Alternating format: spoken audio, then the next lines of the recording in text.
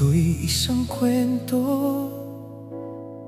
ng isa kong matalik na kaibigan. Nahahawig daw sa pelikulang tag-araw sa tag-ulan, na ginampanan ni na Vilma at Boyet na tambalan.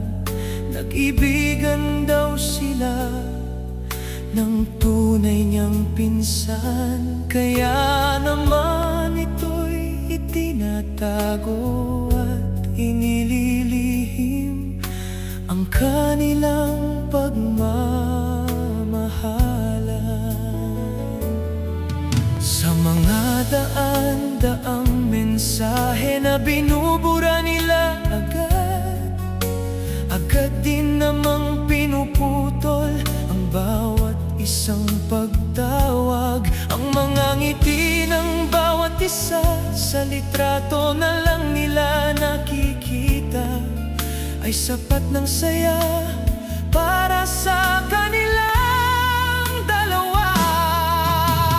Minsan ay napapaisip kung hanggang kailan ito'y tatago, ngunit ang kanilang damdamin ay lalong lumalago. Lihim na nagkikita sa tuwing sila'y nagsisimba, tapos ay kakain sa labas, tuloy mamamasyal. Ito ang madalas nilang ginagawa.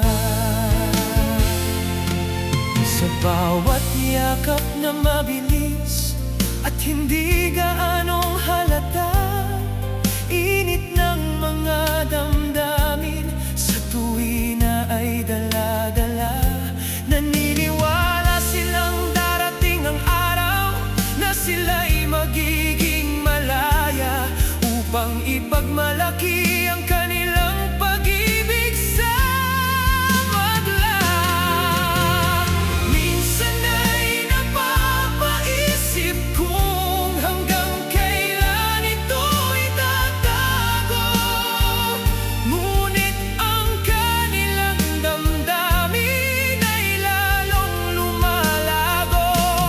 Mga puso nila'y umaawit, ngunit hindi marinig. Sa kanila ay nakalaan itong naiibang pag-ibig, hanggang sa tamang panahon na maaari nang aminin. Itatago muna nila itong kanilang mga damdamin.